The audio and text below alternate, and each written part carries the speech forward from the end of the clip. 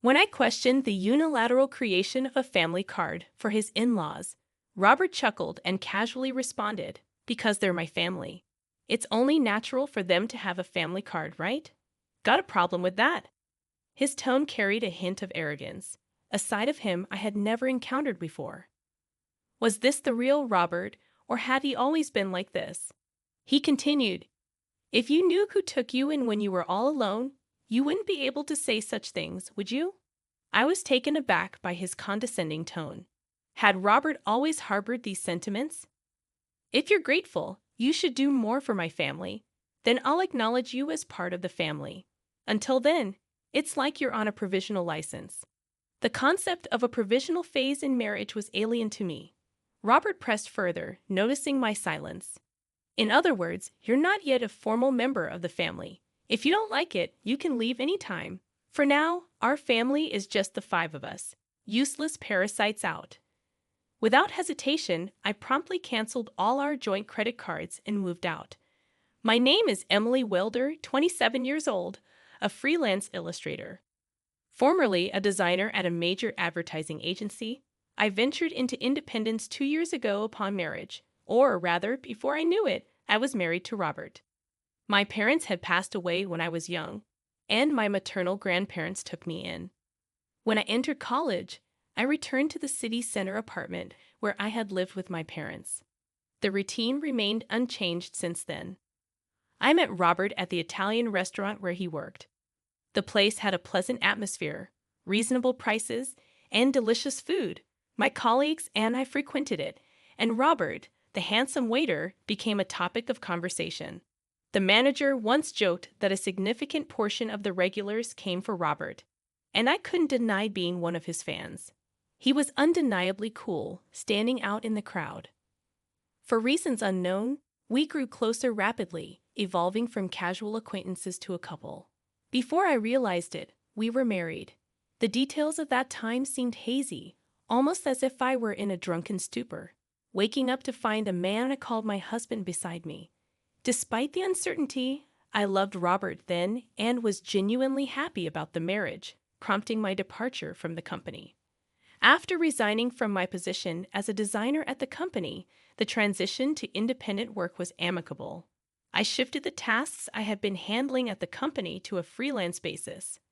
Meanwhile, Robert continued his job at the Italian restaurant, navigating varying working hours that occasionally stretched late into the night. As the irregular schedules made it challenging to maintain a usual work routine, and given my long-standing desire to go independent, I decided it was time to take the plunge. Robert, supportive as ever, encouraged the move. "It's a good idea, Emily. It'll be easy on you, and it's good to keep doing the work you love," he remarked. With that, our newlywed life began. Both of us shared a dislike for extravagant affairs, so we opted to forego a wedding ceremony, choosing instead to register our marriage and meet each other's families in a straightforward face-to-face greeting. As our schedules fluctuated, with Robert at work and managing household chores and freelance projects, we maintained communication and eagerly awaited each other's return for shared meals. It was a joyful and fulfilling everyday life that made me appreciate the beauty of marriage. However, about a year into our union, Robert dropped a bombshell. "My family wants to come over. Is that okay?" he suddenly revealed. Without hesitation, I agreed, thinking it was an opportunity to strengthen the ties with his family. Having lost my parents at a young age, I had always admired the idea of belonging to a large family like Robert's. However, when his family of four arrived, everything took an unexpected turn. "Hey, which room is mine?" demanded Robert's 32-year-old sister upon entering our home. Despite her initially polite greeting during our first meeting, her current demeanor shocked me with its rudeness. Alongside her, Robert's 18-year-old sister remained silent, offering no words and simply standing there. Recalling their reserved behavior during our first meeting, hurried along by Robert's sister's impatience, I led the two sisters to the guest room. Meanwhile, Robert's parents were directed to the room that had once belonged to my parents, a Japanese-style room, the only one in the apartment. I believed it would be in their best interest. After settling into their assigned rooms, Robert's sister boldly declared, "Well, since we're going to be living here together, you better start serving our family properly." Confused by her statement, I turned to Robert for clarification, only to find him laughing in a manner I had never witnessed before. It turned out that Robert's family had given up their own residence and moved into my apartment without my knowledge. Sorry, apparently our family home suddenly had to be vacated, and they had nowhere to go, Robert explained casually. I wished he had informed me earlier, assuming their stay would only be for a day or two. This unexpected development proved to be inconvenient. Attempting to voice my concerns to Robert without upsetting him, I mentioned the inconvenience of the situation. He looked down and apologized, pleading, "Please, just until they find somewhere else to go." Unable to turn away people in need, especially the family of someone important to me, I reluctantly agreed to live together on the condition that they find a new place as soon as possible. Little did I know, I would come to regret this decision. Robert's family showed no restraint from the day they moved in. They did nothing and left everything to me, saying whatever they wanted. There was no effort to search for a house or secure employment. When I inquired about their jobs, I received another surprise.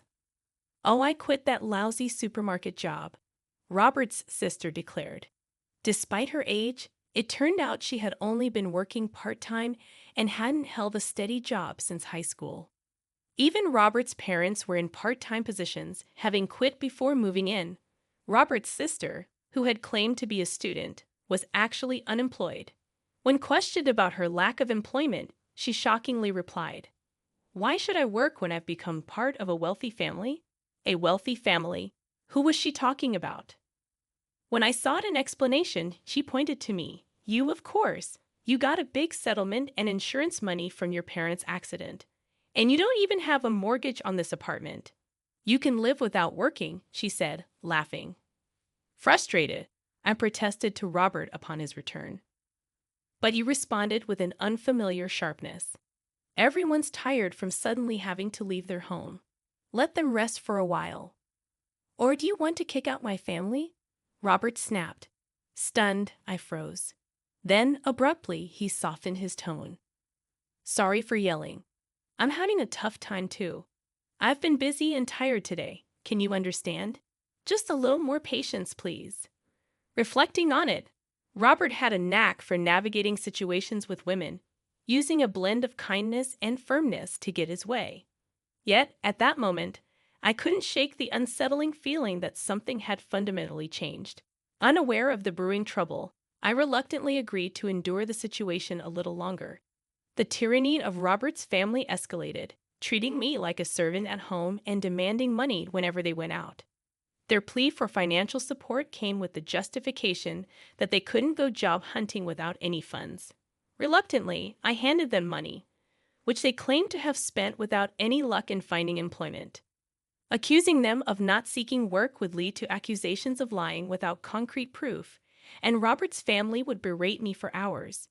Even talking to Robert yielded no solution. "Just bear with it a little longer. I'll talk to them," he would say, attempting to smooth things over.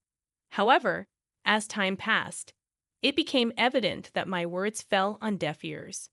The frequency of their money requests eventually decreased, likely due to Robert addressing the issue. However, the money I had given them was never returned. After enduring this situation for about 3 months, I made a startling discovery when I noticed an alarmingly high credit card bill. Concerned about potential unauthorized use, I checked the statement, only to find that all the charges were made with family credit cards. The expenses ranged from everyday items like food and drinks to luxury items like books, games, and expensive brand bags and clothing. Each transaction was marked with a number from 1 to 5, indicating the use of 5 family credit cards. Surprisingly, these credit cards were issued in my name without my knowledge. When I confronted Robert about this unauthorized issuance, he casually remarked, "Well, you complain when they say they have no money, so what choice do I have? Besides, you know who took you in when you were all alone, right? Can you really say such things to the important family of your benefactor?" His arrogant tone left me in stunned silence. Was Robert always like this? He went on to say that if I was truly grateful, I should serve his family more, and only then would he acknowledge me as part of the family. Until then, consider it like being on a provisional license, a term unfamiliar to me in the context of marriage. Robert, noticing my silence, pressed further, declaring that I was not yet an official family member. If I didn't like it, I could leave any time. Now it was just the 5 of them in the family, and I was labeled as a useless parasite, told to get out. It was at that moment I realized Robert's true nature, and shocked to my core, I contemplated divorcing him. I began questioning why I had married him in the first place, wondering if my initial attraction was merely superficial. As I headed to the restroom, Robert approached me, remarking, "You seem different from other people, Emily. I don't know how to put it, mystical." Sorry, it's not something I should say to a customer. His unexpected comment lingered in my thoughts, and gradually, I started to perceive Robert's subtle tactics. In hindsight, it seemed like a calculated strategy to make me like him. Recalling a colleague's jest about me being a wealthy individual living alone in a condo, I realized it was right after that remark that Robert initiated small talk with me. Perhaps he was after my perceived wealth and the condo. To be honest, Robert wasn't my typical type. To put it politely, he was modern, to be blunt, somewhat frivolous. I had a preference for mature men who could engage in quiet and serious conversations. Yet, despite these differences, I found myself falling for Robert. It puzzled me how I, who usually had a discerning taste, could be swayed by his charms. He was the so-called handsome guy, and it must have been effortless for him to captivate someone like me. Unaccustomed to men and still new to the workforce, I reluctantly admitted that I had succumbed to his tactics and ended up marrying him. The realization left me frustrated and embarrassed, stirring an urge to destroy everything in the house.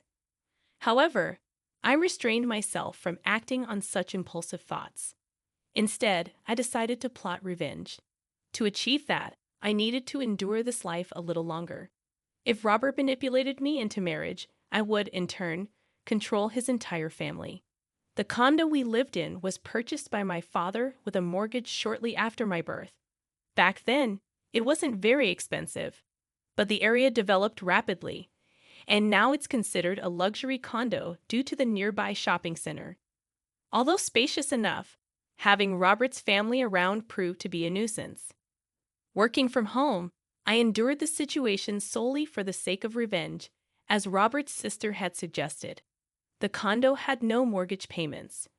When I was 3, both of my parents tragically passed away in a car accident. They were returning from my paternal grandfather's funeral when their car collided with another speeding vehicle on the freeway. Ironically, I was supposed to accompany them, but a bout of the flu and a high fever kept me at home. I became the sole survivor. The mortgage payments were covered by the group credit life insurance, leaving me with only the management fees and property taxes to pay. Robert, upon seeing the amount, offered to contribute a bit more than that to our household expenses, reasoning, "There's no mortgage. So if I put in that much, we should manage Emily's income, right? We'll each use our own earnings for personal expenses." Sounds good, doesn't it? I acquiesced, thinking perhaps he had a point. Up until then, I had been solely responsible for covering all the expenses. I believed Robert's contribution would alleviate some of the financial burden. Looking back, it was a naive decision, but my love for Robert blinded me, and I went along with whatever he suggested. In Robert's eyes, he likely sees himself as the head of the household and my primary supporter, giving him the audacity to label me a parasite. However, the reality is quite different. I bear the brunt of most expenses: utilities, food, social expenses, and entertainment. Now, with the addition of 5 real parasites to my household, it has become nearly impossible to manage on just that amount. I yearned to rid myself of them as quickly as possible, but I feigned ignorance, enduring the situation. I gritted my teeth and allowed Robert's family to freely shop, reminding myself that, in the end, I would be the one laughing. 3 months after deciding to divorce, the day of reckoning finally arrived. exhausted. I confronted Robert, presenting him with an ultimatum. It's either me or your family. He looked surprised, but I continued without hesitation. None of your family members lift a finger to help around the house. They just dump all their chores on me. I work from home. I'm not just playing around. Yet they treat me like a freeloader and tell me to know my place. Since you're supporting me, I've had enough. As I poured out my grievances, Robert looked at me, smirked, and casually remarked, "Then you should leave. Didn't I tell you before? You're not really a part of this family yet. Giving up like this means you didn't earn your place in the family." I feigned shock and looked at him, trying to comprehend his callous words. "What are you surprised about? If you can't live with my family, then you're the one who has to leave. Oh, and since I'm not at fault, I'll take this apartment as alimony, and I'll take half of your savings as part of the property division." His true intentions became clear, and the revelation was shocking. Someone I once loved and married had aimed for this outcome all along. His entire family's harassment, their attempts to drive me out, everything fell into place. It was a bitter truth to swallow, but I made up my mind. "Fine," I declared, deciding to divorce Robert. "But this condo is mine, and I'm not at fault either." Robert seemed taken aback by my rejection of his proposal, clearly not expecting such a response. Reflecting on it, I realized I had always complied with his demands since our marriage, making me increasingly angry. "I don't want to spend another second with you all. I'll leave now, but you should also prepare to leave." In disbelief, Robert shouted, "It's a joke, right? This is our home. We won't leave. Ever heard of residential rights? You can't just force people out who live here." Ignoring his protests, I left the house and sought refuge at my grandparents' place. I narrated the entire ordeal to my grandparents, explaining the challenges I have faced, and sought their understanding and support until things were resolved.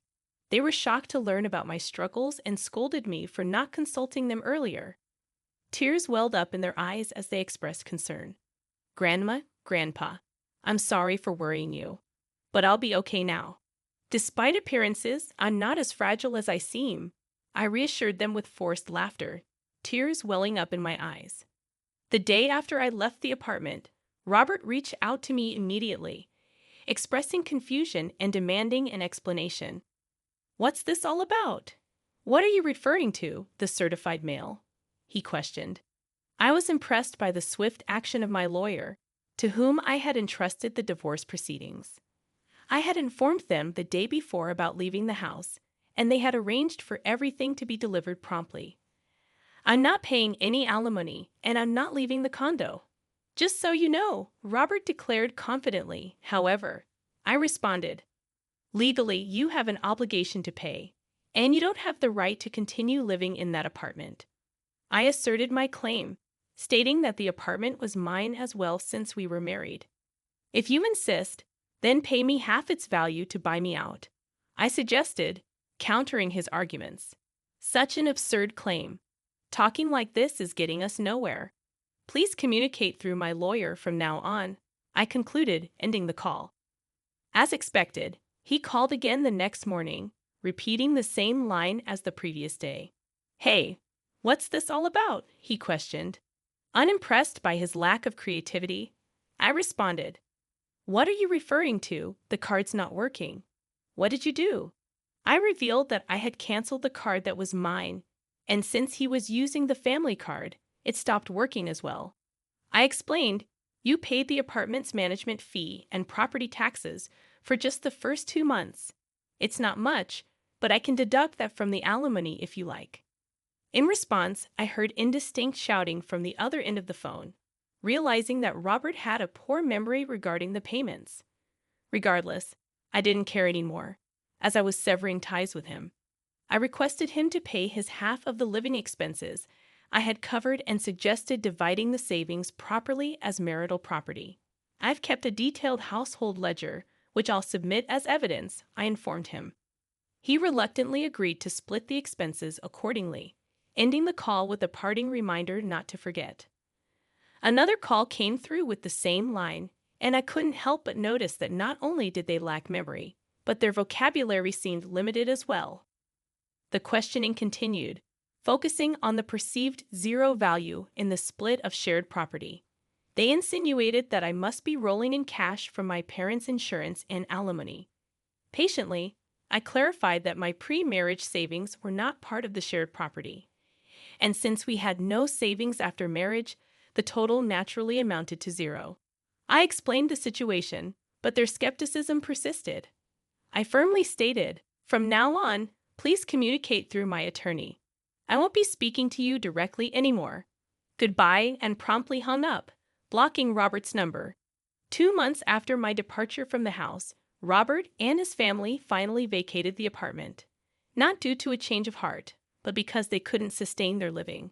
Robert's income alone wasn't sufficient for a family of 5 accustomed to extravagant shopping with my card.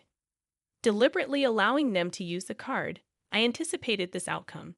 Faced with financial strain, they pestered Robert for shopping money, resorted to stealing from his wallet, and blamed him for their predicament.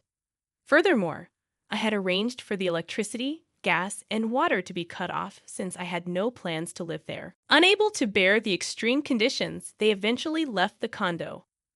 As for their whereabouts, I neither knew nor cared. Robert initially tried to tough it out but gave up due to the lack of electricity and bathing facilities. The divorce proceedings progressed faster than expected, not because of a change of heart on Robert's part, but because he had cheated on me during our marriage. He had started making moves on someone, thinking he could kick me out. His infidelity became apparent when he bragged about owning a luxury apartment in downtown, luring young girls there.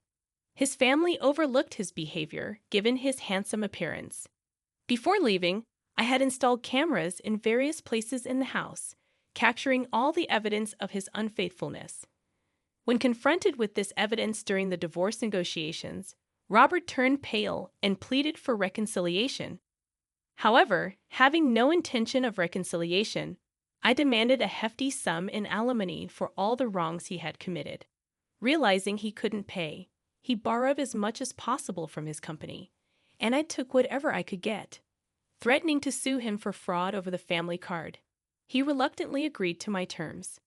The divorce was finalized, and I found refuge at my grandparents' place. The apartment, once treasured because my parents left it to me, now held less sentimental value.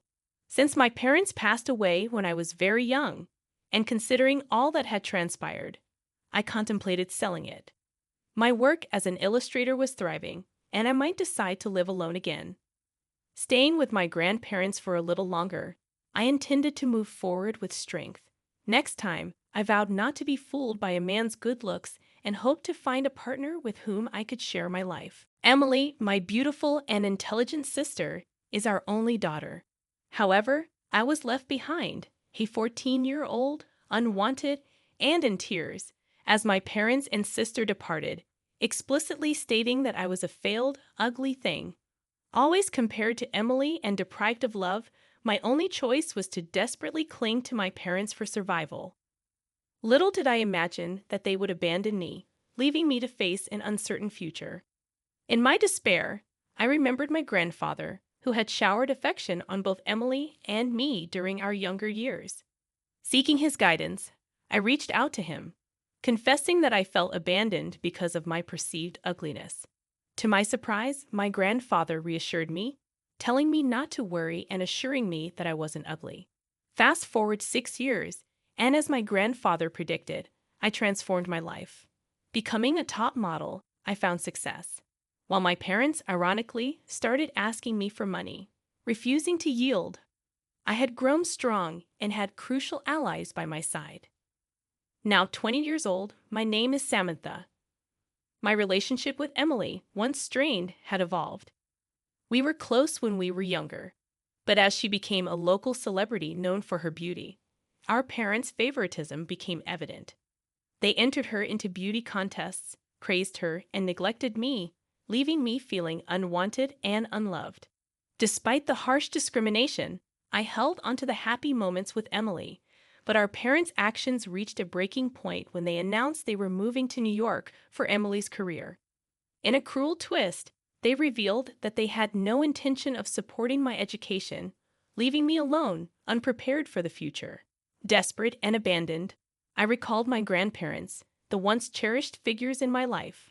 With trembling hands, I dialed my grandfather's number, seeking refuge from the storm created by my parents. To my relief, my grandparents came to my aid, offering me a warm and loving home. In the years that followed, I faced challenges, transferred schools, and pursued my dreams.